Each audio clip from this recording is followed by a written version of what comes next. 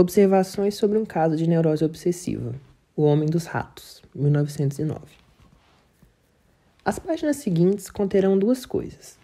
Primeiro, uma comunicação fragmentária da história de um caso de neurose obsessiva, que, por sua duração e consequências, e numa apreciação subjetiva, pode ser incluído entre aqueles de certa gravidade, e cujo tratamento, durante cerca de um ano, obteve a princípio a recuperação plena da personalidade e o fim de suas inibições.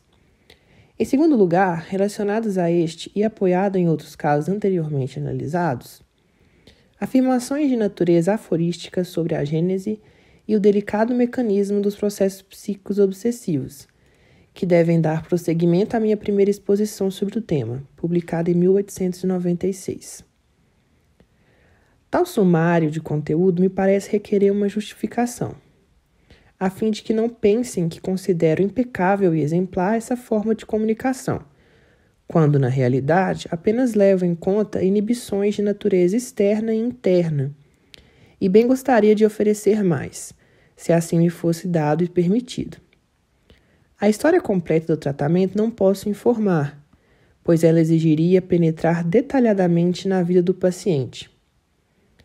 A incômoda atenção de uma grande cidade, dirigida muito especialmente à minha atividade médica, proíbe-me uma exposição inteiramente fiel. E acho cada vez mais inadequadas e reprováveis as distorções a que se costuma recorrer nessas circunstâncias. Sendo pequeninas, não alcançam o fim de proteger o paciente da curiosidade indiscreta. Indo mais além, envolvem sacrifícios demasiado grandes, pois anulam a compreensão do conjunto de fatores ligados justamente aos pequenos dados da vida real. Desse último fato vem a situação paradoxal de que podemos antes tornar público os mais íntimos segredos de um paciente, pelos quais ninguém o conhece, do que as mais inofensivas e banais características de sua pessoa, que são conhecidas de todos e o tornariam facilmente reconhecível. Se assim justifico a severa abreviação da história da doença e do tratamento, minha limitação a alguns resultados da investigação psicanalítica da neurose obsessiva terá explicação ainda mais pertinente. Admito que ainda não consegui penetrar inteiramente a complicada trama de um caso difícil de neurose obsessiva e que, na reprodução da análise, não teria como tornar visível a outros, através das sobreposições do tratamento, esta estrutura analiticamente reconhecida ou suspeitada. São as resistências dos doentes e as formas em que elas se manifestam que dificultam sobremaneira essa última tarefa. Mas é preciso dizer que uma neurose obsessiva não é, em si, coisa fácil de compreender. É bem mais difícil do que um caso de histeria. Na verdade, seria de esperar o contrário. Os meios de que se serve a neurose obsessiva para exprimir seus pensamentos ocultos, a linguagem da neurose obsessiva, são como que um dialeto da linguagem histérica, mas um dialeto que nos deveria ser mais inteligível, porque é mais aparentado ao nosso pensar consciente do que o histérico. Ele não envolve, sobretudo, o salto do psíquico para a inervação somática, a conversão histérica, que jamais podemos acompanhar com o nosso intelecto. Talvez o fato de a realidade não confirmar a expectativa deva-se apenas à nossa pouca familiaridade com a neurose obsessiva. Os neuróticos obsessivos, de alto calibre, buscam o tratamento analítico mais raramente do que os histéricos. Eles também dissimulam na vida o seu estado, tanto quanto possível, e frequentemente vão ao médico apenas nos estágios avançados da doença, tal como, se sofressem de tuberculose, recusariam o internamento num sanatório. Faço esta comparação porque, tanto nos casos leves de neurose obsessiva como naqueles graves, mas combatidos a tempo, podemos mostrar uma série de brilhantes sucessos terapêuticos, de modo semelhante àquela doença infecciosa crônica. Em tais circunstâncias, não há alternativa senão relatar as coisas da maneira incompleta e imperfeita, como as sabemos e podemos comunicar. Os nacos de conhecimento aqui oferecidos, laboriosamente obtidos, podem não ser muito satisfatórios em si, mas talvez venha a juntar-se a eles o trabalho de outros pesquisadores e os esforços conjuntos alcancem o que pode ser demasiado para um só indivíduo. 1. História clínica. Um homem jovem de formação acadêmica apresenta-se afirmando que sofre de ideias obsessivas desde a infância, mas há 4 anos com intensidade particular. O conteúdo principal de sua doença, diz ele, são temores de que aconteça algo a 2 pessoas que muito ama, o pai e uma dama da qual é admirador. Além do que, sente impulsos obsessivos, como cortar a garganta com uma navalha de barbear, e cria proibições relativas também a coisas insignificantes. Na luta contra essas ideias, perdeu anos de sua vida e, por causa disso, ficou para trás. Dos tratamentos que experimentou, o único que o ajudou em algo foi uma hidroterapia numa instituição perto de... Mas isso, talvez, por lá haver conhecido uma mulher com quem teve relação sexual regular. Aqui ele não tem oportunidade para isso. Suas relações são raras e a intervalos irregulares. Tem aversão a prostitutas. Até hoje sua vida sexual foi pobre. A masturbação teve nela um papel pequeno, aos 16 e 17 anos de idade. A potência é normal. O primeiro coito sucedeu aos 26 anos. Ele dá a impressão de uma mente clara e aguda. Quando lhe pergunto o que faz pôr em primeiro plano as informações sobre sua vida sexual, responde que é o que sabe sobre as minhas teorias. Não leu realmente nenhum de minhas obras, mas recentemente deparou com a explicação de umas curiosas associações de palavras num livro meu que lembraram tanto seus próprios trabalhos mentais com suas ideias, que resolveu confiar-se a mim. A. O início do tratamento. Após fazê-lo comprometer-se no dia seguinte a observar a única condição do tratamento, dizer tudo o que lhe vier à mente, ainda que lhe seja desagradável, ainda que lhe pareça insignificante, impertinente e sem sentido, e deixando ao seu alvitre o tema com que iniciará suas comunicações, ele começa da seguinte forma. Observação. Redigido segundo as anotações feitas na noite de cada dia do tratamento, buscando servir-me das palavras que recordava do paciente. Sinto-me obrigado a advertir que não se utilize a hora mesma do tratamento para registrar o que se ouve. O desvio da atenção do médico traz mais danos ao paciente do que o que poderia ser relevado pelo ganho na fidelidade da reprodução do caso. Há um amigo que ele tem em altíssima conta. Costuma procurá-lo quando se vê atormentado por um impulso à delinquência, perguntando-lhe se o despreza como delinquente. O amigo lhe dá ânimo, assegura-lhe que é um homem inatacável, que desde a infância, provavelmente, habituou-se a avaliar sua vida por esse ponto de vista. Influência igual exerceu sobre ele anos atrás outro amigo, um estudante que tinha 19 anos, enquanto ele tinha 14 ou 15, e que ele gostou e elevou extraordinariamente sua autoestima, de forma que ele acreditou-se um gênio. Depois esse estudante veio a dar-lhe aulas particulares e mudou subitamente a conduta, tratando-o como um imbecil. Ele notou, enfim, que o outro se interessava por uma de suas irmãs e estabelecera relações com ele apenas para ter acesso à sua casa. Esta foi a primeira comoção de sua vida. Ele então prossegue, abruptamente. B. a sexualidade infantil. Minha vida sexual começou bastante cedo. Lembro-me de uma cena de quando tinha 4 ou 5 anos de idade. A partir dos 6, minha lembrança é completa, que anos depois me veio claramente à memória.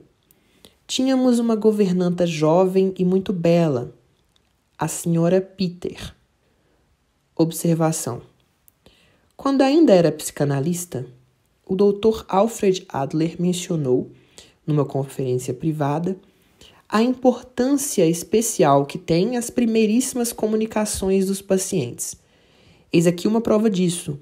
As palavras iniciais do paciente enfatizam a influência que os homens exercem sobre ele, o papel da escolha homossexual de objeto em sua vida, e em seguida abordam um segundo tema que depois sobressairá bastante: o conflito e a oposição de interesses entre homem e mulher. Também deve ser registrado o fato de se lembrar da primeira e bela governanta pelo nome de família, que casualmente é igual a um pronome masculino. Nos círculos burgueses de Viena, costuma-se chamar as governantas pelo prenome, guardando-se, sobretudo, este na memória. Na primeira edição, de 1909, essa nota começava da seguinte forma: meu colega, o Dr. Alfred Adler, foi modificada em 1913, após a ruptura com Adler. Uma noite, ela lia, deitada no sofá, com roupas leves. Eu estava a seu lado e pedi que me deixasse entrar sob suas saias. Ela o permitiu, desde que não falasse a ninguém sobre isso. Ela estava com pouca roupa, e eu toquei nos seus genitais e no ventre, que me pareceram esquisitos. Desde então sinto uma curiosidade ardente, dolorosa, de ver o corpo feminino. Ainda lembro com que tensão eu guardava que, ao nos banharmos, o que ainda podia fazer com a senhorita e minhas irmãs, ela se despisse e entrasse na água. A partir dos 6 anos lembro-me de mais coisas. Tínhamos então uma outra governanta, também jovem e bonita, que tinha abscessos nas nádegas e costumava espremê-los à noite. Eu esperava por esse momento, para saciar minha curiosidade. A mesma coisa no banho, embora a senhorita Lina fosse mais reservada do que a primeira. Respondendo a uma pergunta, eu não dormia normalmente no seu quarto, e sim no de meus pais. Recordo uma cena em que eu devia ter 7 anos de idade. Observação. Depois ele admite que provavelmente a cena ocorreu 1 ou 2 anos mais tarde. Estávamos juntos uma noite, eu, meu irmão, que é 1 ano e meio mais jovem, a senhorita, a cozinheira e uma outra garota. De repente ouvi, na conversa das garotas, a senhorita Lina dizer: com o menor dá para fazer, mas Paul, é muito sem jeito. Não acerta. Não compreendi bem o que queriam dizer, mas senti o menosprezo e me pus a chorar. Lina me consolou e disse que uma garota, que fizera algo assim com o menino do qual cuidava, havia passado vários meses na prisão. Não creio que ela tenha feito algo errado comigo, mas eu tomei liberdades com ela. Quando ia para sua cama, eu a descobria e a bulinava, o que ela consentia sem nada dizer. Ela não era muito inteligente e, claramente, tinha fortes desejos sexuais. Com 23 anos já tivera um filho, cujo pai veio a desposá-la, de modo que hoje ela é uma senhorita Hoffret. Eu ainda a vejo frequentemente na rua. Já com 6 anos, eu sofria direções. E lembro que certa vez fui à minha mãe e queixei-me disso. Tive que superar alguma hesitação para falar sobre o assunto, pois suspeitava que aquilo tinha relação com minhas ideias e minha curiosidade. E durante algum tempo, naquela época, abriguei a ideia doentia de que meus pais sabiam de meus pensamentos, e a explicação que dava a mim mesmo é que os havia falado sem ouvi-los. Vejo aí o começo da minha doença. Havia pessoas, garotas, que me agradavam muito e que eu desejava ardentemente ver nuas. Mas com esses desejos eu tinha uma sensação inquietante de que algo aconteceria se eu pensasse tais coisas, e eu deveria fazer tudo para evitá-lo. Perguntado sobre esses temores, ele diz, por exemplo, que meu pai morreria. Pensamentos sobre a morte de meu pai me ocuparam bastante cedo e por muito tempo, causando-me grande tristeza. Nessa oportunidade, fico sabendo, com enorme surpresa, que seu pai, alvo de seus temores obsessivos atuais, morreu há alguns anos. O que o nosso paciente relata dos seus 6 ou 7 anos de idade, na primeira sessão do tratamento, não é apenas, como ele acredita, o início da doença, mas a doença mesma. Uma neurose obsessiva completa, a que não falta nenhum elemento essencial, ao mesmo tempo núcleo e protótipo da enfermidade posterior, como que o organismo elementar cujo estudo, apenas ele, pode nos dar a medida da complexa organização da doença atual. Nós vemos a criança sob o domínio de um componente instintual sexual, o prazer em olhar, que resulta no desejo, recorrente e cada vez mais forte, de enxergar nuas, pessoas do sexo feminino que lhe agradam. Esse desejo corresponde à ideia obsessiva posterior. Se ainda não tem caráter obsessivo, isso se deve ao fato de o eu ainda não se colocar em plena oposição a ele, não percebê-lo como algo alheio. No entanto, de alguma parte já se move uma oposição a esse desejo, pois um afeto doloroso acompanha regularmente o surgimento dele. Observação. Recordemos que já se faz a tentativa de explicar as ideias obsessivas sem considerar a afetividade. Evidentemente, há um conflito na vida psíquica do pequeno voluptuoso, junto ao desejo obsessivo, e intimamente ligado a ele, encontra-se um temor obsessivo. Toda vez que tem esse pensamento, ele não pode deixar de temer que algo terrível deve acontecer. Essa coisa terrível já se reveste de uma indeterminação característica, que doravante não faltará nas manifestações da neurose. Numa criança não é difícil, no entanto, descobrir o que se acha oculto por essa indeterminação. Podendo-se obter um exemplo específico para alguma das vagas generalidades da neurose obsessiva, tenha-se a certeza de que tal exemplo é a coisa original e autêntica mesma, que deveria permanecer escondida pela generalização. Restaurado conforme o seu sentido, o temor obsessivo é este, portanto. Se tenho o desejo de ver uma mulher nua, meu pai vai morrer. O afeto penoso adquire claramente o matiz do inquietante, do supersticioso, já dando origem a impulsos de fazer algo para prevenir a desgraça, impulsos que se afirmarão depois nas medidas protetoras. Portanto, um instinto erótico e uma revolta contra ele, um desejo, ainda não obsessivo, e um temor, já obsessivo, que a ele se opõe, um afeto penoso e o impulso a atos de defesa. O inventário da neurose está completo. E há outra coisa mais, uma espécie de delírio ou ilusão de conteúdo especial. Os pais saberiam dos seus pensamentos, porque ele os enuncia sem que os escute. Dificilmente nos enganaremos ao perceber, nessa tentativa de explicação infantil, um pressentimento daqueles notáveis processos psíquicos a que chamamos de inconscientes e de que não podemos prescindir para esclarecer cientificamente essa obscura questão. Expresso meus pensamentos sem ouvi-los. Isso soa como uma projeção para o exterior de nossa suposição de que ele tem pensamentos sem saber algo deles, como uma percepção endopsíquica do reprimido.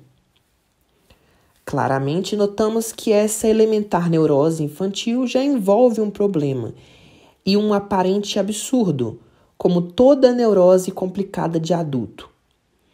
Qual o sentido da afirmação de que o pai vai morrer se o filho tiver aquele desejo voluptuoso?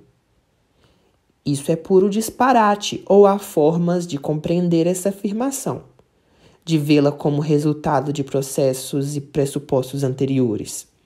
Se aplicarmos a este caso de neurose infantil conhecimentos obtidos em outro âmbito, temos de supor que também aqui, ou seja, antes do 6º ano de vida, aconteceram vivências, conflitos e repressões que sucumbiram eles próprios à amnésia, mas deixaram para trás, como resíduo, este conteúdo de temor obsessivo.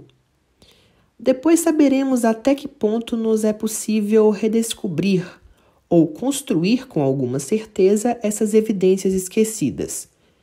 Enquanto isso, devemos enfatizar, como provavelmente mais do que simples coincidência, que a amnésia infantil do nosso paciente chega ao fim no 6º ano de idade, precisamente.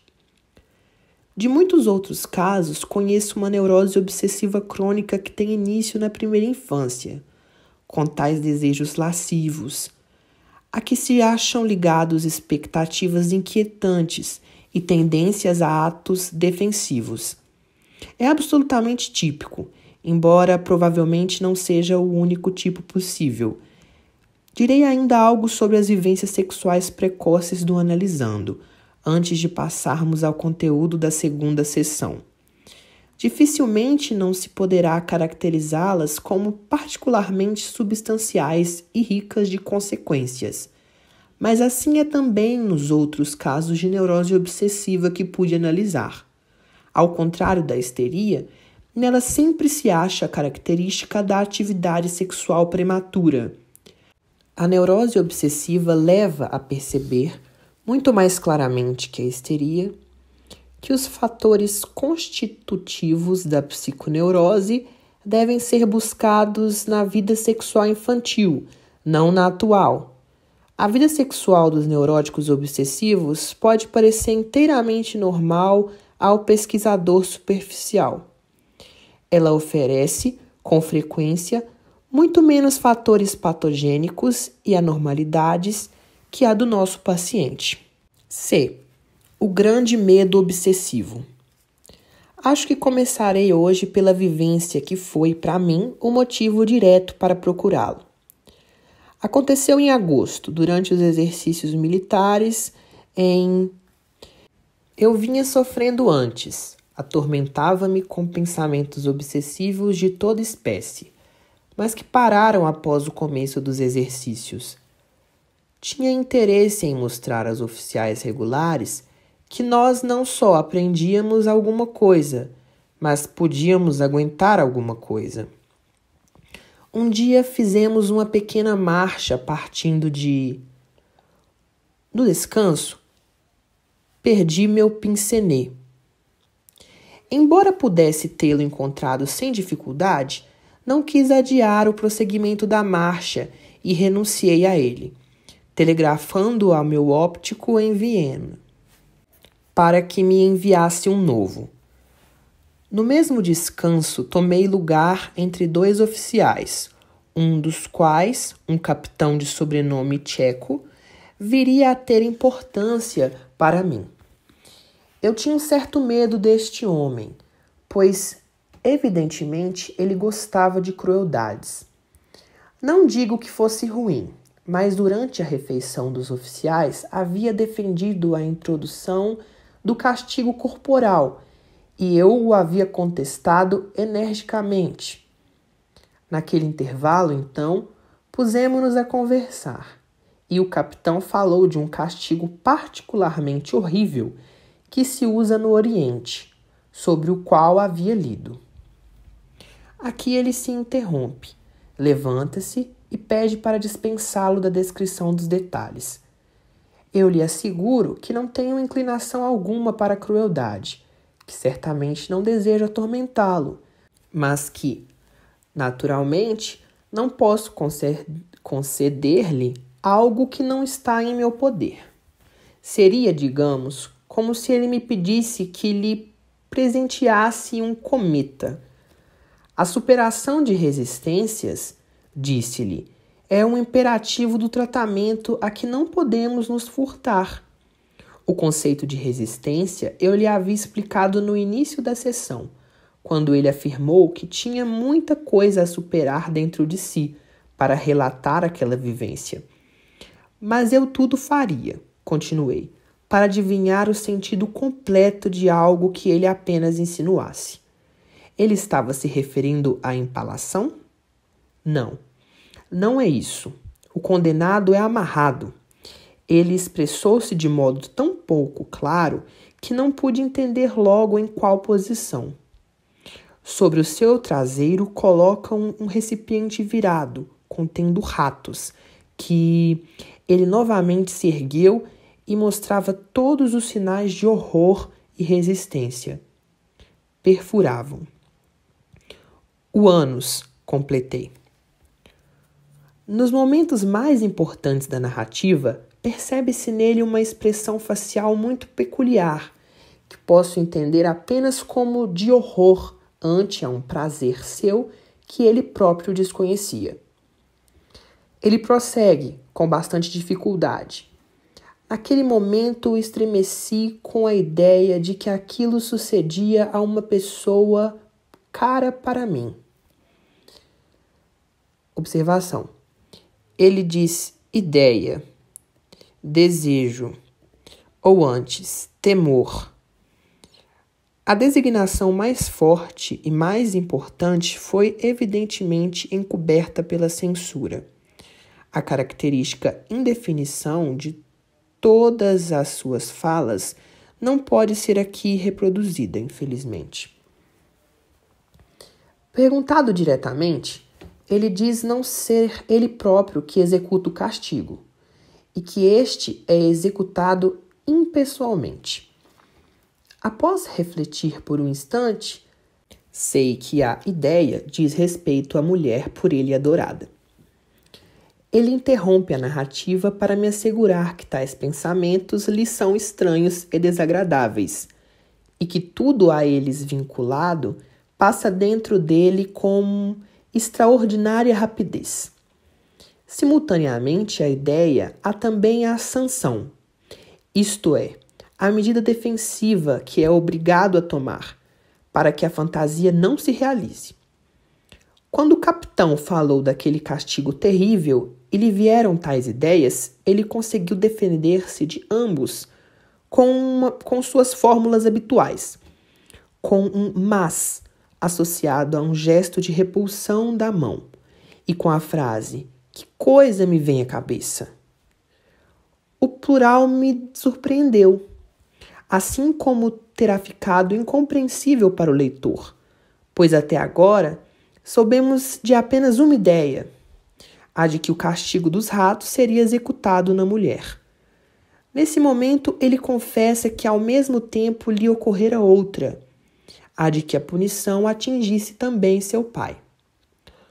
Como este já morreu há muitos anos, esse temor obsessivo é ainda mais absurdo que o primeiro, e tentou escapar à confissão ainda por algum tempo. Na noite seguinte, o mesmo capitão entregou-lhe um pacote que chegara pelo correio e disse: "O primeiro-tenente A, observação, os nomes quase não importam aqui. O primeiro-tenente A pagou o reembolso.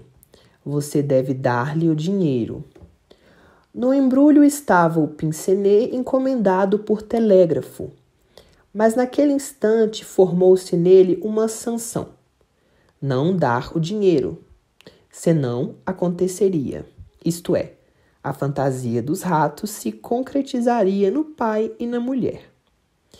E, segundo um modelo que já conhecia, imediatamente surgiu, para combater essa sanção, uma ordem que era como um juramento.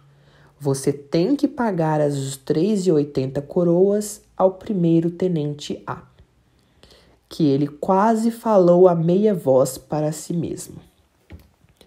2 dias depois, tiveram fim os exercícios militares.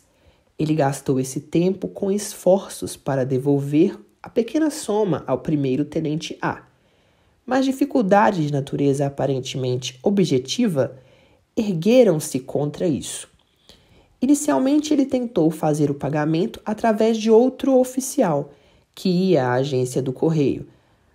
Mas alegrou-se quando este lhe trouxe de volta o dinheiro com a explicação de que não havia encontrado o primeiro tenente A no correio, pois tal forma de cumprir o juramento não o satisfazia, não correspondendo ao sentido literal de você tem que pagar o dinheiro ao primeiro tenente A.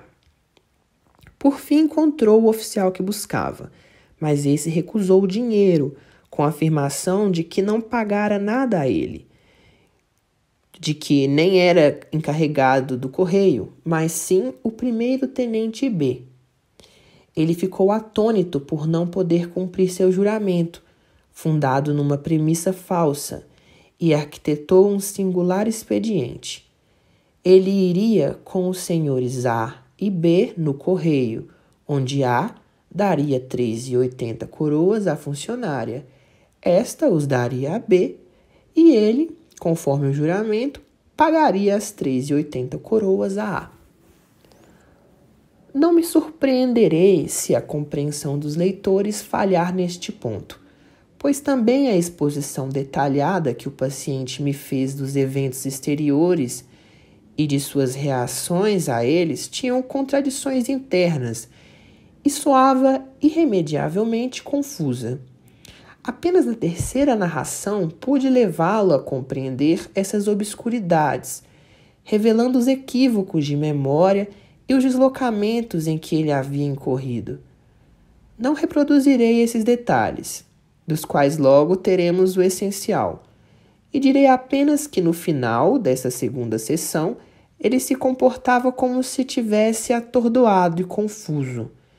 Chamava-me de capitão, provavelmente porque no início eu afirmava não ser cruel como o capitão M, e não abrigar a intenção de atormentá-lo gratuitamente. Nessa sessão, a única informação que ainda obtive dele foi que desde o início, em todos os seus temores de que algo acontecesse a pessoas que amava, havia situado esses castigos não apenas na vida atual, mas também na eternidade, no além. Até os 14 ou 15 anos, ele fora conscienciosamente religioso, depois evoluindo gradualmente para o seu livre pensar de agora. Resolvia a contradição entre o que pensava e suas obsessões, dizendo a si mesmo: que sabe você da vida no além? Que sabem os outros? Não se pode saber nada realmente. Você não está arriscando nada, então faça isto. Esse homem de intelecto normalmente agudo acha esse raciocínio impecável e, assim, utiliza a incerteza da razão nesse ponto em favor da superada concepção religiosa do mundo. Na terceira sessão, ele termina a narração, bastante característica, de seus esforços para cumprir o juramento obsessivo. À noite, houve o último encontro dos oficiais, antes do encerramento das manobras. Coube-lhe agradecer, após o brinde, aos senhores reservistas. Ele falou bem, mas como um sonâmbulo, pois no fundo o atormentava sempre aquele juramento. Passou uma noite horrível. Argumentos e contra-argumentos lutavam entre si. O principal era, naturalmente, que a premissa do seu juramento, de que o primeiro-tenente A fizera o pagamento para ele, não correspondia aos fatos. Mas ele consolou-se com a ideia de que aquilo não havia passado, de que A os acompanharia até certo ponto na marcha à estação ferroviária de P na manhã seguinte, e ele teria tempo de falar-lhe acerca do obséquio. Não o fez, deixou que A seguisse e encarregou seu ajudante de anunciar-lhe sua visita à tarde. Ele próprio chegou à estação às 9h30 da manhã. Deixou depositada sua bagagem e providenciou várias coisas na pequena cidade, com a intenção de depois visitar A. A aldeia em que estava acantonado A ficava aproximadamente a 1 hora de coche da cidade de P. A viagem de trem até o local da agência de correios levaria 3 horas. Então ele achou que daria justamente para chegar a Viena com o trem vespertino de P, executando seu complicado plano. As ideias que se entrechocavam era, por um lado, tratavam-se de uma covardia dele, que evidentemente queria apenas poupar-se o incômodo de pedir a A este sacrifício e parecer-lhe um tolo, e por isso ignorava o próprio juramento. Por outro lado, era o oposto de uma covardia cumprir o juramento, pois com isso ele apenas queria ser deixado em paz por suas obsessões. Quando, numa reflexão, os argumentos se contrabalançavam, de tal modo, diz ele, habitualmente deixava-se levar por eventos casuais, como se estes fossem decisões divinas. Por isso, quando um carregador lhe perguntou na estação: "Vai pegar o trem das 10 horas, senhor tenente?", respondeu que sim e partiu às 10, criando um fait accompli, fato consumado, que muito aliviou. Com o funcionário do vagão-restaurante, reservou um lugar à mesa. Na primeira estação, ocorreu-lhe subitamente que podia descer, esperar pelo primeiro trem na direção oposta, ir a P, e onde estava o primeiro-tenente A, fazer com este o trajeto de 3 horas até a agência do correio, etc. Apenas a consideração de que havia feito reserva com o garçom o impediu de executar esse propósito. Mas não o abandonou, apenas adiou a descida. Desse modo, arrastou-se de uma estação a outra, até chegar a uma em que lhe pareceu impossível descer, porque ali tinha parentes, e resolveu ir até Viena e lá procurar seu amigo, expor-lhe a questão e, conforme a decisão dele, retornar ainda a P com um trem noturno. Respondendo à minha dúvida de que isso fosse factível, ele garantiu ter uma meia hora livre entre a chegada de um trem e a partida do outro. Uma vez em Viena, não encontrou o amigo no restaurante onde pensava encontrá-lo. Chegou somente às 11 horas ao seu apartamento e expôs-lhe o problema ainda naquela noite.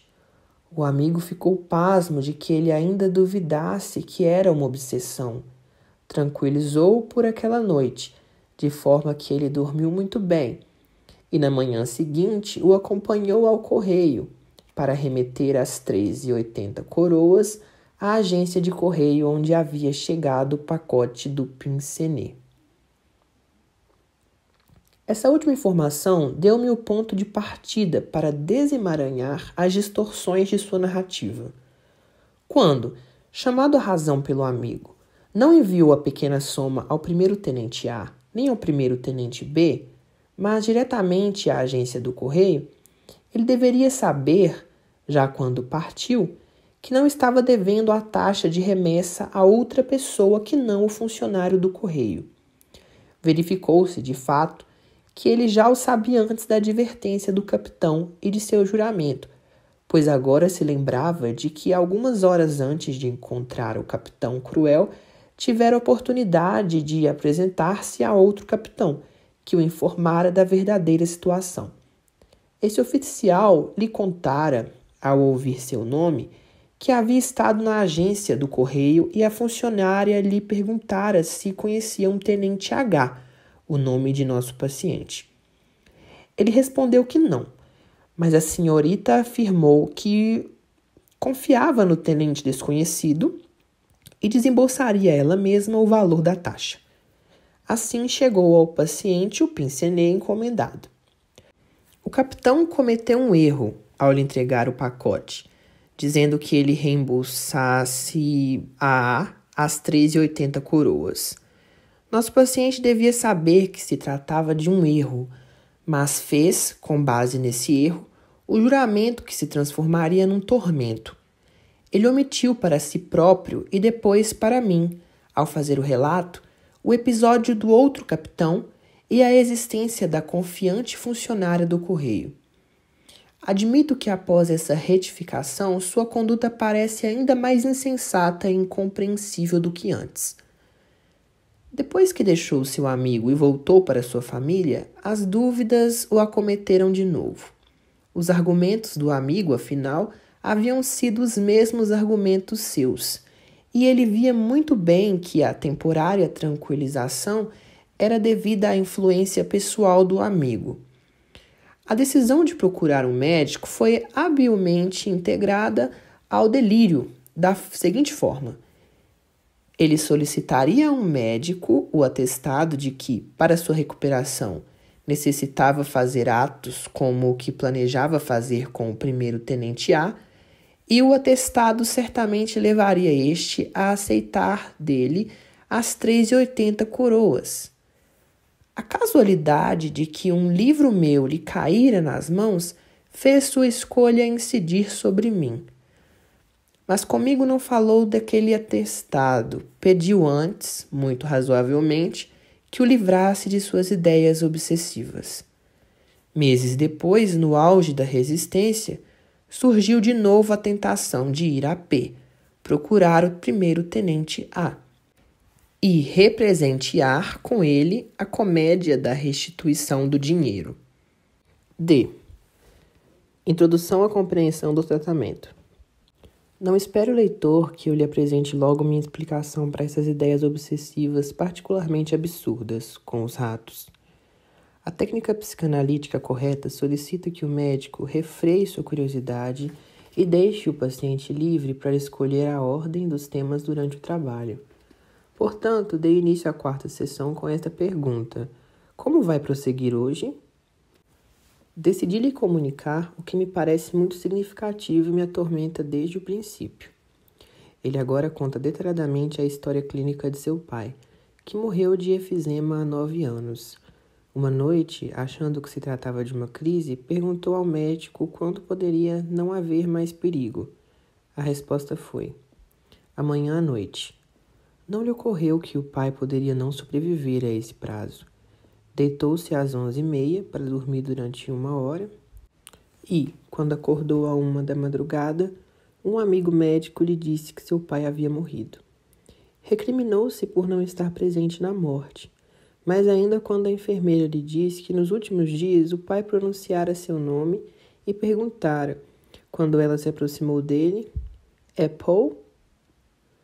Ele acreditou notar que a mãe e as irmãs recriminavam-se de forma semelhante, mas não falava disso. De início, porém, a recriminação não era dolorosa. Durante algum tempo, não se deu conta da morte do pai. Aconteceu-lhe algumas vezes pensar, ao ouvir uma boa piada: essa tenho de contar a meu pai. Também sua imaginação lidava com o pai, de modo que, frequentemente, quando alguém batia na porta, ele pensava: é meu pai. Quando entrava num aposento, esperava encontrar ali o pai e, embora nunca esquecesse o fato de sua morte, a expectativa do aparecimento daquele fantasma não era acompanhada de medo, mas sim de desejo. Apenas 1 ano e meio depois, lhe veio a lembrança de sua negligência e começou a torturá-lo horrivelmente, de modo que ele viu a si mesmo como um criminoso.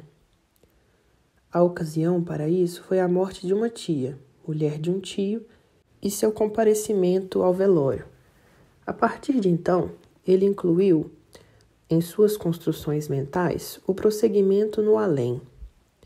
A consequência imediata desse ataque foi uma séria incapacitação para o trabalho. Observação.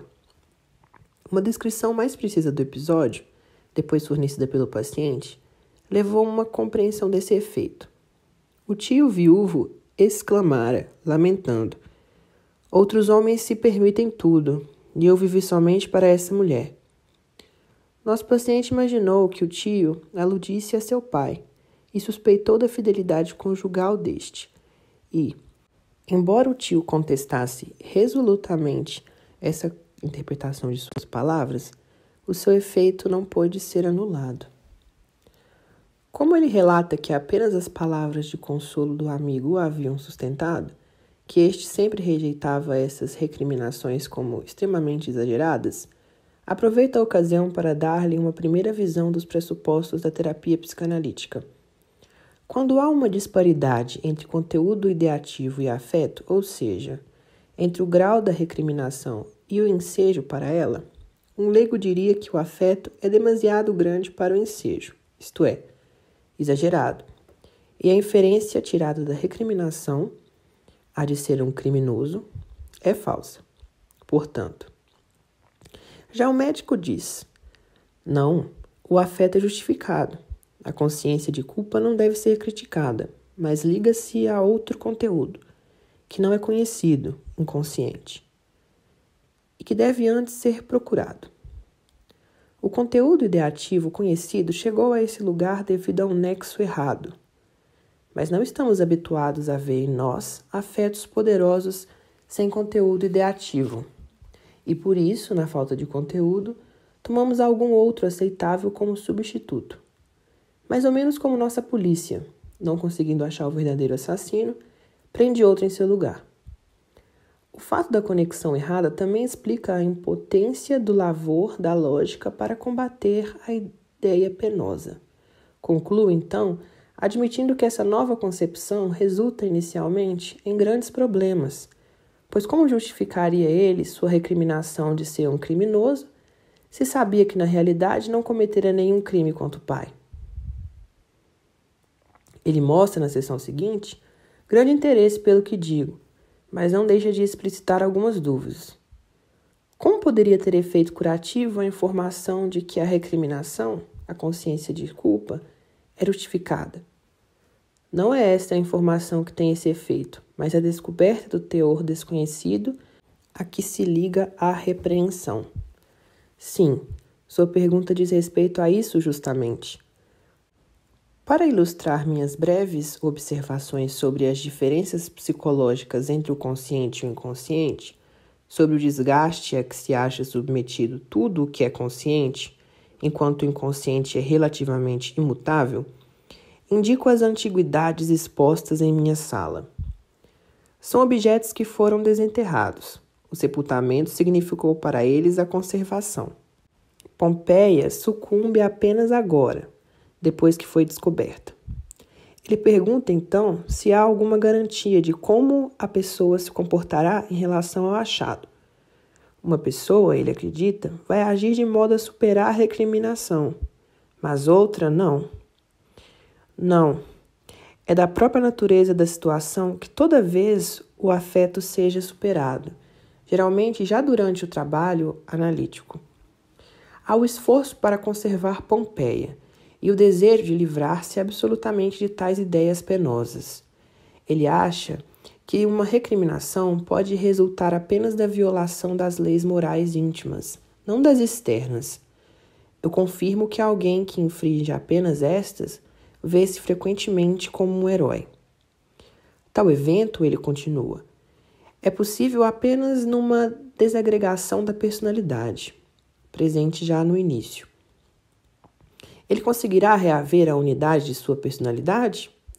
Nesse caso, acredita ser capaz de realizar muitas coisas, talvez mais do que outros. Respondo que estou de acordo com essa teoria da cisão da personalidade, que ele apenas deve fundir essa nova posição entre a pessoa moral e o mal, com essa oposição anterior entre consciente e inconsciente. A pessoa moral seria o consciente e o mal, inconsciente. Observação. Isso é correto apenas de modo bem aproximado, mas basta para um primeiro passo. Ele bem se recorda que, embora se achando uma pessoa moral, certamente fez coisas em sua infância que emanaram da outra pessoa.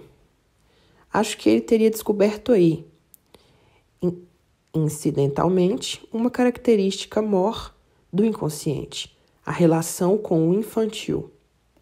O inconsciente seria o infantil, mais exatamente, aquela parte da pessoa que então se separou dela, não acompanhou o desenvolvimento posterior e por isso foi reprimida. Os derivados desse inconsciente reprimido seriam os elementos responsáveis pelo pensar involuntário em que consiste o seu sofrimento. Ele poderia, digo eu, descobrir mais uma característica do inconsciente.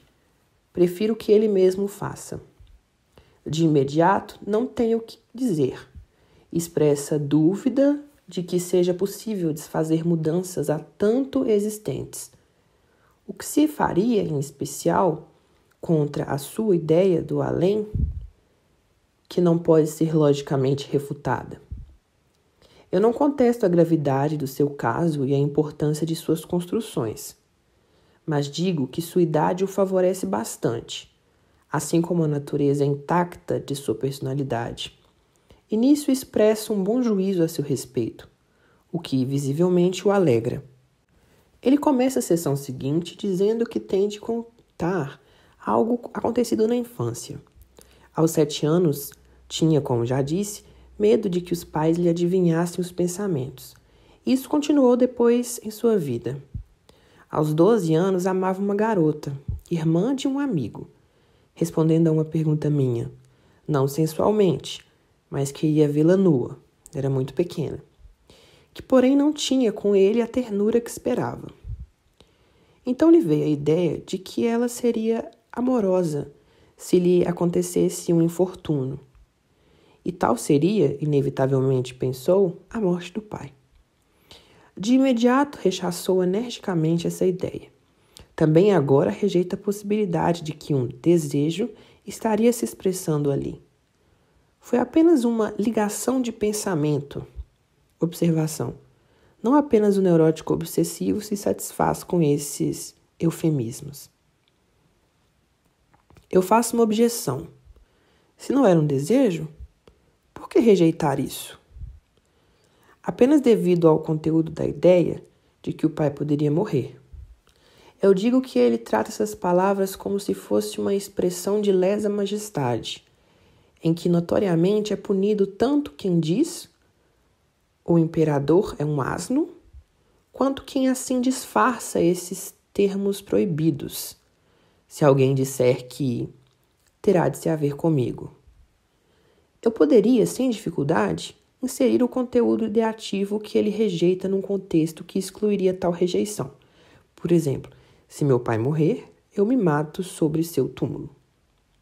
Ele fica abalado, mas sem desistir de contradizer-me, de modo que interrompa a disputa com a observação de que a ideia da morte do pai não surgiu nesse caso pela primeira vez. Evidentemente, procedia de antes, e teríamos que rastrear sua origem. Ele conta que um pensamento igual também lhe atravessara a mente 6 meses antes da morte do pai. Já estava apaixonado por aquela senhora. Observação. 10 anos antes. Mas não podia pensar numa relação, devido a obstáculos materiais. A ideia foi, então, com a morte do pai, ele talvez se tornasse rico, de forma a poder esposá-la. Defendendo-se dela, foi a um ponto de desejar que o pai não deixasse herança nenhuma, para que nenhuma vantagem compensasse uma perda tão horrível para ele. A mesma ideia surgiu uma terceira vez, bastante atenuada, no dia anterior à morte do pai. Ele pensou, agora posso perder meu ente mais querido. E logo veio a reação. Não, a outra pessoa cuja perda me seria ainda mais dolorosa. Observação. Aqui é claramente mostrada uma oposição entre as duas pessoas amadas, o pai e a senhora. Ele se admira muito com esses pensamentos, pois tem certeza de que a morte do pai nunca poderia ter sido objeto de seu desejo, apenas de temor. Após essas palavras, exprimidas intensamente por ele, acho oportuno apresentar-lhe mais um pouco da teoria. Segundo ela, digo-lhe, esse medo corresponde a um desejo antigo, agora reprimido, de modo que devemos supor justamente o contrário do que ele assevera. Isso também se harmoniza com a reivindicação de que o inconsciente seria o exato oposto do consciente. Ele fica agitado, não acredita, e se admira de que tal desejo tenha sido possível com ele, para quem o pai foi o mais querido dos seres. Não tem dúvida de que teria renunciado a toda felicidade pessoal, se com isso pudesse salvar a vida do pai. Eu respondo que justamente esse amor intenso é contradição para o ódio reprimido. No caso de pessoas que lhe são indiferentes, ele não terá dificuldade em manter lado a lado os motivos para uma afeição moderada e uma aversão idem. Se ele for um funcionário, digamos, e pensar que seu chefe é um superior simpático, mas um jurista estreito e um juiz desumano. Algo semelhante o Brutus de Shakespeare fala de César. Como César me amava, eu o pranteio. Como era afortunado, alegro-me. Como era valente, rendo-lhe homenagens. Mas, como era ambicioso, eu o matei. Esta fala já nos parece estranha porque imaginamos mais forte a afeição de Brutus por César. No caso de uma pessoa mais próxima, sua esposa, digamos, ele se empenhará em ter um sentimento homogêneo e, por isso, como fazem universalmente os seres humanos, relevará os efeitos que poderiam provocar sua aversão. Deixará de enxergá-los, como que enceguecido.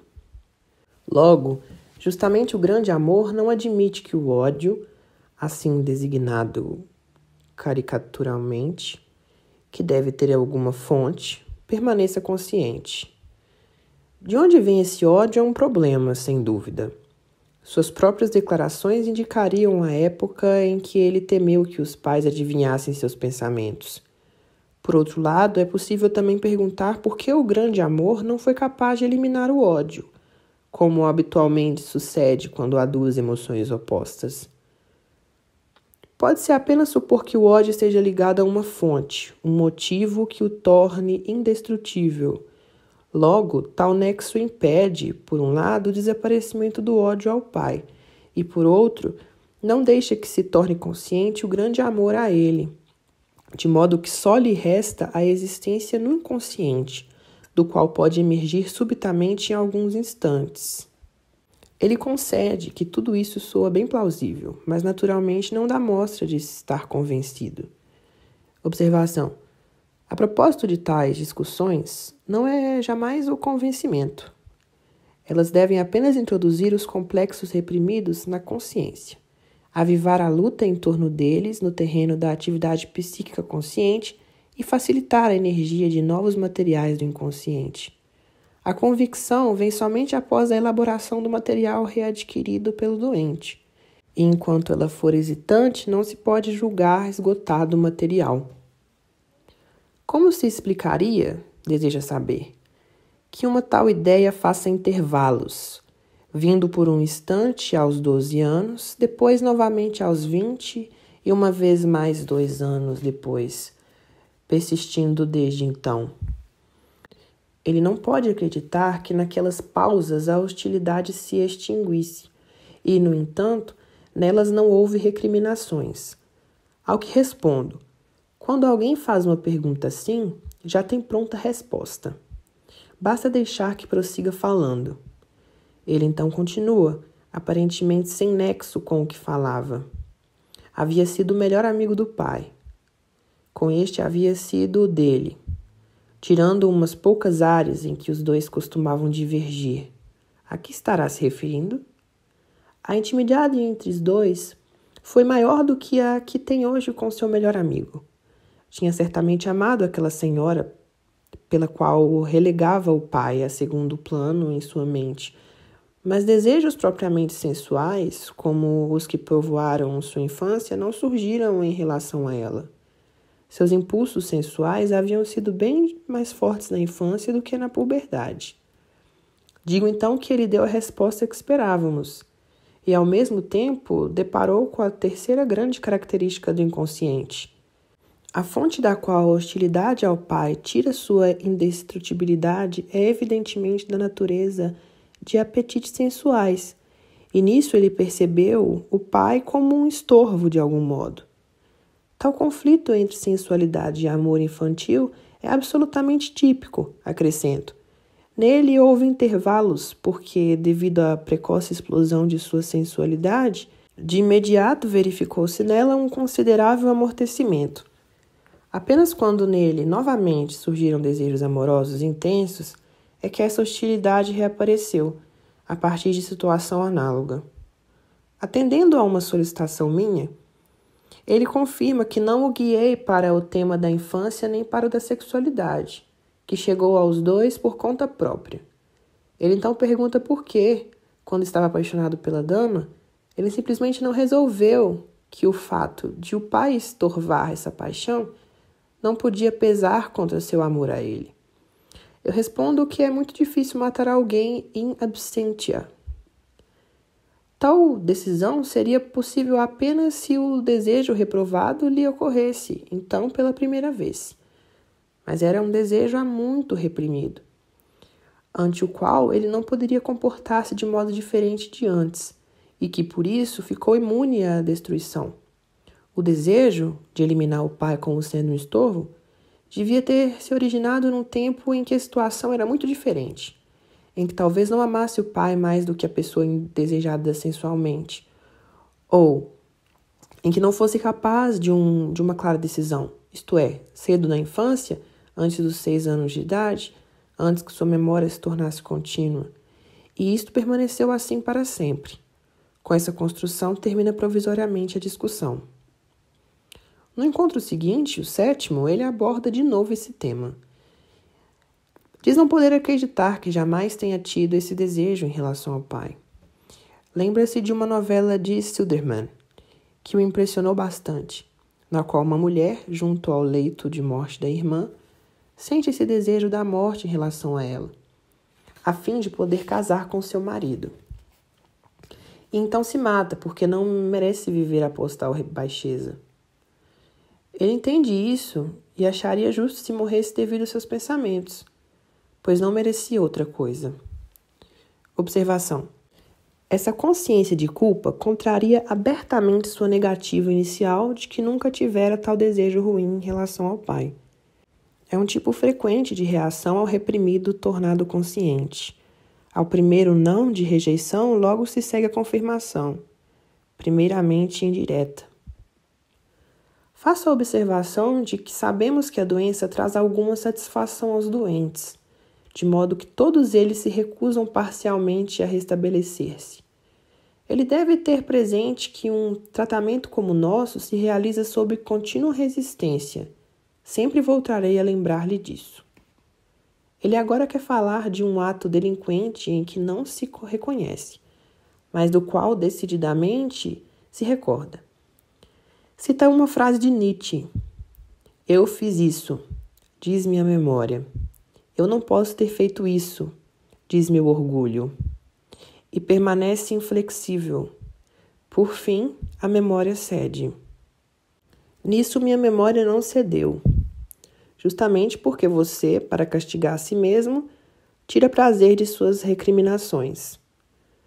Com meu irmão menor, sou realmente bom com ele agora. Está me preocupando muito. Quer fazer um casamento que considera absurdo. Já me ocorreu ir até lá e assassinar a mulher, para que ele não case com ela. Com meu irmão briguei muito quando criança. Ao mesmo tempo, nos gostávamos muito, éramos inseparáveis. Mas, obviamente, eu tinha ciúme, pois ele era o mais forte, o mais bonito e, portanto, o mais querido. Você já relatou uma dessas cenas de ciúme com a senhorita Lina. Sim. E após uma ocasião dessa, certamente antes dos 8 anos de idade, pois eu ainda não frequentava a escola onde entrei aos 8 anos, eu fiz o seguinte. Nós tínhamos espingardas de brinquedo, do tipo conhecido. Eu carreguei a minha com a vareta e disse a ele para olhar dentro do cano, que veria algo, e quando olhou, apertei o gatilho.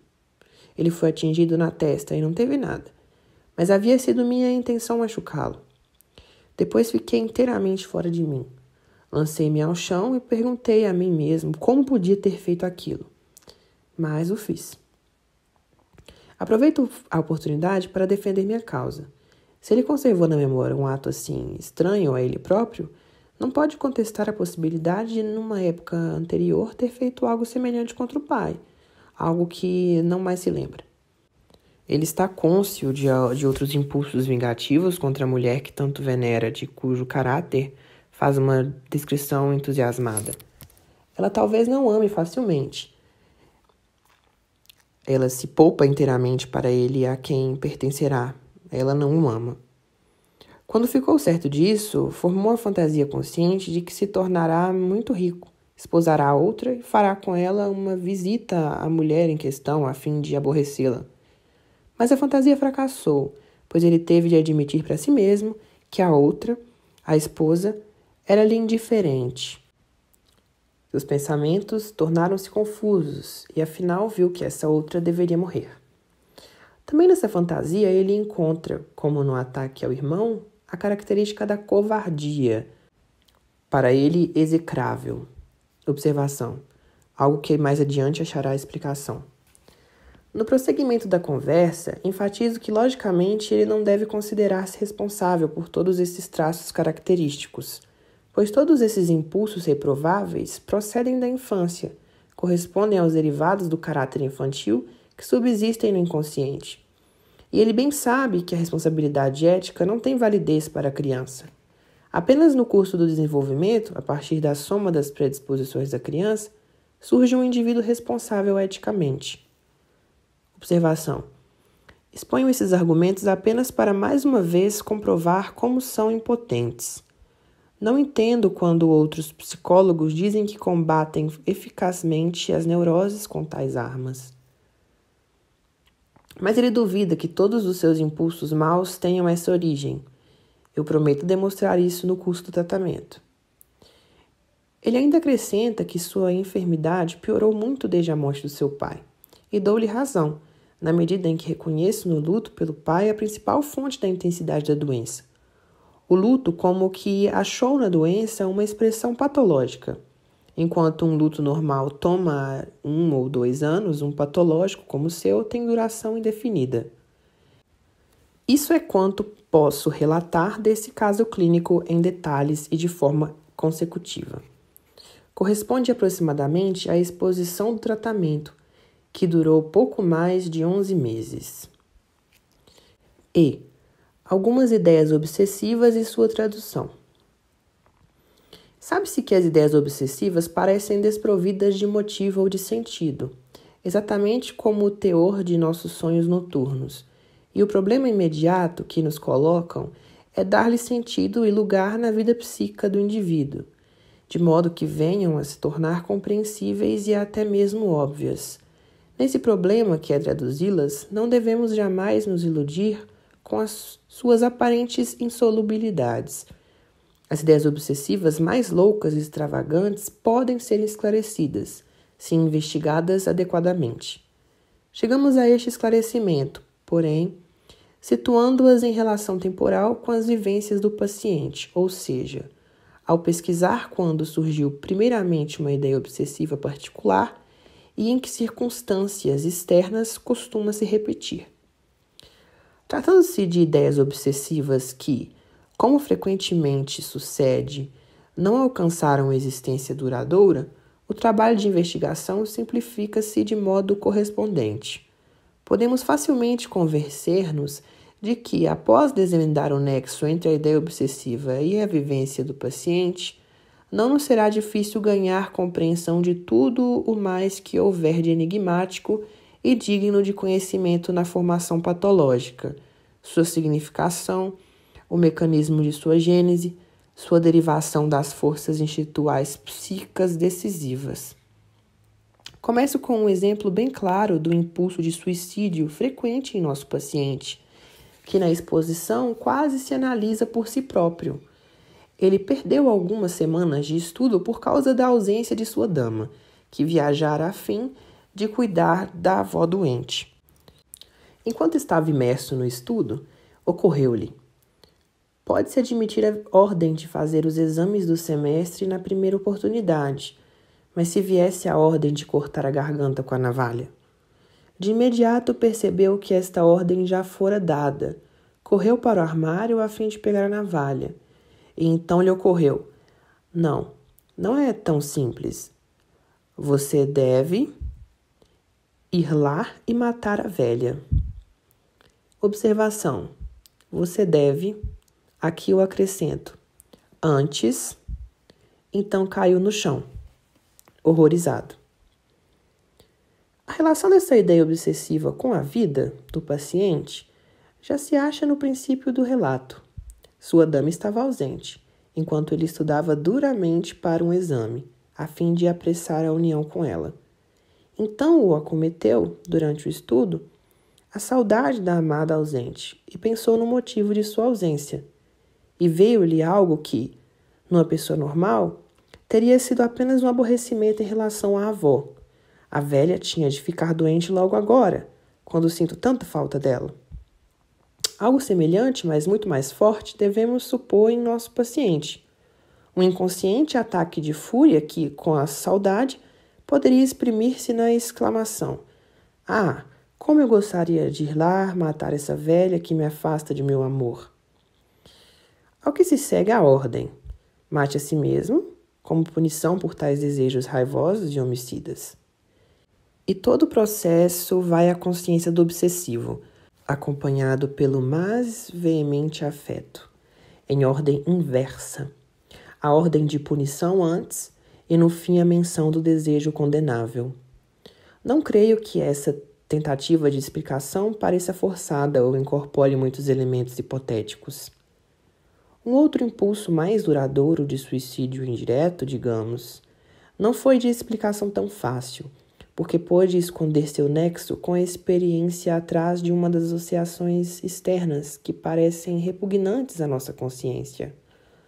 Um dia, numa estação de veraneio, achou que estava muito gordo, dick, em alemão, que precisava emagrecer. Ele começou a levantar-se da mesa antes do pudim, correndo pela rua sem chapéu, no sol de agosto, e subindo a montanha em passo rápido, até que tinha de parar, coberto de suor. A intenção de suicídio por trás dessa mania de emagrecer apareceu abertamente uma vez, quando, à beira de uma escarpa, surgiu o imperativo de que pulasse, o que certamente acarretaria a morte.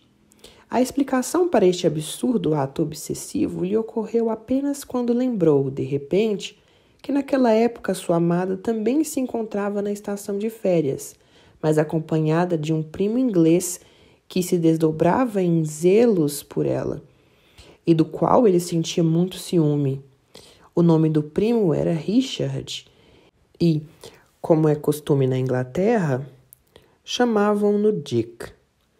Ele queria matar esse Dick. Tinha muito mais raiva e ciúme dele do que podia confessar a si mesmo, e por causa disso impôs-se como autopunição a dor daquele tratamento de emagrecer. Embora esse impulso obsessivo pareça diferente da ordem de suicídio anterior, um traço significativo é comum aos dois: o surgimento como reação a uma raiva enorme, inapreensível à consciência, a alguém que aparece para atrapalhar seu amor. Observação: na neurose obsessiva, está longe de ser tão frequente e desconsiderado como na histeria o uso de nomes e palavras para estabelecer nexos entre os pensamentos inconscientes, impulsos, fantasias e o sintoma. Mas justamente para o nome Richard, Lembro-me de um outro exemplo, num paciente analisado muito tempo atrás. Após um desentendimento com o irmão, ele se pôs a cogitar como poderia se desfazer de sua riqueza. Dizia não querer nada mais com dinheiro, etc. O irmão se chamava Richard. Richard, em francês, significa ricaço. Outras ideias obsessivas, de novo relacionadas à amada, deixam perceber outros mecanismos e outra origem instintual. Na época em que sua dama estava presente na estação de veraneio, ele produziu, além da mania de emagrecer, toda uma série de atividades obsessivas que diziam respeito a ela, ao menos em parte. Certa vez, quando estava com ela num barco e um vento forte soprou, teve de obrigá-la a pôr seu boné, porque em sua mente formou-se o imperativo de que nada podia acontecer à amada. Observação. Acrescentemos, de que ele pudesse ter culpa. Era uma espécie de obsessão protetora, que também deu outros frutos. Em outro momento, encontrando-se junto a ela numa tempestade, teve a obsessão de contar até 40 ou 50 entre o relâmpago e o trovão. Não compreendi o porquê. No dia em que ela partiu, topou com uma pedra no meio da estrada e teve de afastá-la para o lado, pois em algumas horas o veículo em que ela estava passaria ali, e talvez a pedra o danificasse. Mas, minutos depois, achou que isso era absurdo e teve de voltar a colocar a pedra no mesmo lugar. Depois que ela partiu, foi tomado de uma obsessão de compreender que o tornou insuportável para todos. Obrigava-se a compreender exatamente cada sílaba que alguém lhe falava, como se lhe escapasse um tesouro, se não o fizesse. Então perguntava sempre: "O que você falou agora?" E quando a pessoa o repetia para ele, achava que da primeira vez fora diferente, ficava insatisfeito. Todos esses produtos da doença ligavam-se a um episódio que então dominava sua relação com a amada, quando, antes das férias de verão, despediu-se dela em Viena, interpretou uma de suas frases como se ela quisesse repudiá-lo ante as pessoas presentes e ficou bastante infeliz. Na estação de veraneio, houve oportunidade para discutir isso, e ela pôde então provar que, com todas aquelas palavras mal entendidas por ele, quisera antes protegê-lo do ridículo. Ele ficou novamente bastante feliz. A mais clara alusão a este incidente estava na obsessão de compreender, que se acha formada como se ele dissesse a si próprio: "Depois disso, você não pode novamente entender mal a alguém, se quiser evitar um sofrimento inútil." Mas essa intenção não foi apenas generalizada a partir daquela ocasião. Foi também, talvez devido à ausência da amada, deslocada de sua pessoa altamente estimada para todas as outras de menor valor. A obsessão também não pôde ter se originado apenas da satisfação com o esclarecimento recebido. Deve exprimir outra coisa a mais, pois inclui a insatisfação e dúvida quanto à repetição do que foi escutado. As outras ordens obsessivas nos colocam na pista desse outro elemento. A obsessão protetora não pode significar outra coisa senão a reação, arrependimento e penitência, a um impulso contrário, ou seja, hostil, dirigido à amada antes do esclarecimento. A obsessão de contar durante o temporal pode ser interpretada, com a ajuda do material que ele apresentou, como uma medida de defesa em relação a temores que implicavam perigo de vida. A análise das primeiras ideias obsessivas mencionadas já nos deixa preparado para ver os impulsos hostis do paciente como particularmente violentos, da natureza da raiva sem sentido, e descobrimos que essa raiva pela dama, mesmo depois da reconciliação, contribui para as formações obsessivas. Na mania de duvidar que tenha ouvido corretamente, se expressa a dúvida contínua de que dessa vez tenha entendido corretamente a amada e possa justamente enxergar em suas palavras uma prova da sua afeição. A dúvida da obsessão de compreender é dúvida quanto ao seu amor. Em nosso apaixonado, há uma luta entre o amor e o ódio que dizem respeito à mesma pessoa, e essa luta é representada plasticamente no ato obsessivo, também simbolicamente significativo, de tirar a pedra do caminho que ela irá percorrer e depois desfazer esse ato de amor, colocando a pedra novamente onde estava, para que o seu veículo nela esbarre e ela se machuque. Não compreendemos corretamente esta segunda parte do ato obsessivo se a vemos tão só como rejeição crítica da ação doentia, tal como ela deseja apresentar-se. O fato de que também ocorre numa sensação de compulsão mostra que ela mesma é parte da ação doentia, determinada pelo oposto do motivo da primeira parte. Tais ações obsessivas em dois tempos, em que o primeiro é anulado pelo segundo, ocorrem tipicamente na neurose obsessiva.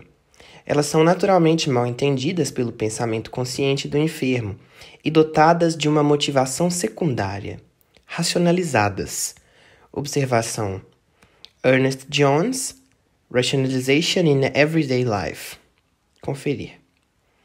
Seu verdadeiro significado, porém, está na representação do conflito entre dois impulsos contrários de magnitude aproximadamente igual, pelo que até agora pude constar, sempre a oposição entre amor e ódio.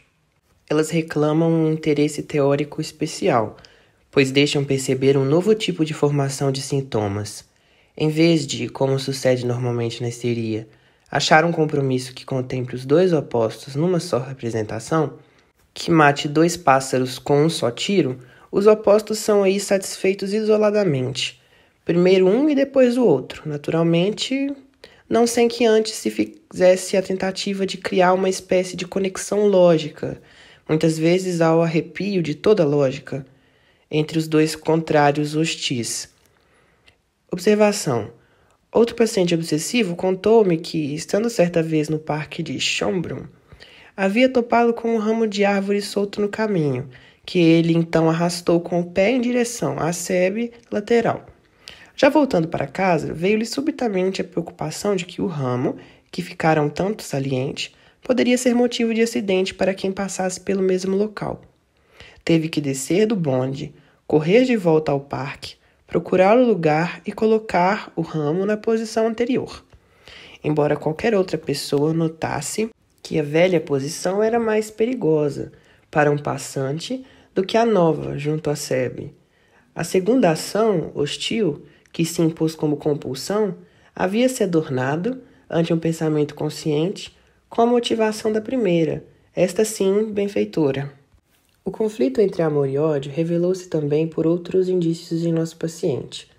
Na época de seu despertar religioso, ele fazia orações que aos poucos chegaram a tomar 1h30, pois nas formulações devotas sempre se misturava para ele um balão invertido, algo que as convertia no oposto. Por exemplo, se ele dizia Deus o proteja, logo o espírito maligno interpolava um não à frase. Observação: veja-se o mecanismo análogo das ideias sacrílegas que, como é sabido, ocorrem às pessoas santas. Uma vez ocorreu-lhe amaldiçoar, então certamente o contrário se insinuaria. Nessa ideia irrompeu a intenção original reprimida pela oração. Em tais apuros, ele achou o expediente de abolir a oração e trocá-la por uma fórmula curta, preparada com as letras ou sílabas iniciais de orações diferentes. Ele a falava tão rapidamente que nada podia nele intrometer-se. Um dia ele contou um sonho que representava o mesmo conflito, transferido para o médico. Minha mãe morreu. Ele quer expressar condolências, mas teme produzir a risada impertinente que já soltou algumas vezes em casos de falecimento. Então prefere escrever um cartão com P.C. por condoler. Mas essas letras se transformam, ao redigi-las, em P.F. por feliciter. Observação: este sonho esclarece o risco compulsivo em ocasiões de luto, tão frequente e tido como enigmático. O conflito de seus sentimentos em relação à dama era nítido demais para escapar de todo a sua percepção consciente, embora possamos inferir das manifestações obsessivas do conflito, que ele não avaliava corretamente a profundidade de seus impulsos negativos.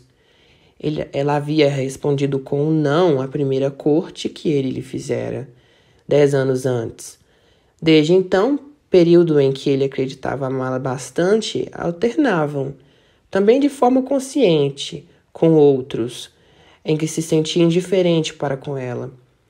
Quando, no curso do tratamento, devia dar um passo que o aproximaria de objetivo da corte, sua resistência manifestava-se primeiro, habitualmente, na convicção de que não a amava tanto na realidade, convicção que logo desaparecia. Numa ocasião em que ela estava gravemente adoecida, o que requereu muita assistência de sua parte, veio-lhe, observando-a, o desejo de que ela permanecesse deitada para sempre. Tais ideias ele explicou para si mesmo com a interpretação capciosa de que, desejando-a sempre doente, estaria livre da angústia ante os repetidos acessos da doença, que não podia suportar. Observação. Não é de excluir que outro motivo contribuísse para esta súbita ideia obsessiva, a vontade de sabê-la em defesa ante as suas intenções. Às vezes ocupava a imaginação em devaneios que ele próprio reconhecia como fantasias de vingança, e de que se envergonhava. Por achar que ela daria muito valor à posição social de um pretendente, fantasiava que ela havia desposado um homem assim, um alto funcionário. Ele então ingressa na mesma carreira e se destaca bem mais do que ele, que se torna seu subordinado. Um dia, prossegue ele, esse homem comete algo ilícito. A dama se joga a seus pés, implorando-lhe que salve o marido. Ele promete fazê-lo e lhe diz que apenas por amor a ela abraçou aquela carreira, porque previu tal momento. Com a salvação do marido, sua missão está completa. Ele renuncia ao posto. Em outras fantasias, nas quais, por exemplo, ele lhe presta um grande favor sem que ela saiba quem o fez, ele reconheceu apenas a ternura, sem apreciar o bastante, em sua origem e tendência, a magnanimidade voltada para a repressão da sede de vingança, segundo o modelo do Conde de Monte Cristo, de Alexandre Dumas. Ele admitiu, de resto, que ocasionalmente sentia impulsos muito claros de fazer algo mal à dama que venerava. Esses impulsos geralmente silenciavam na presença dela e irrompiam na sua ausência.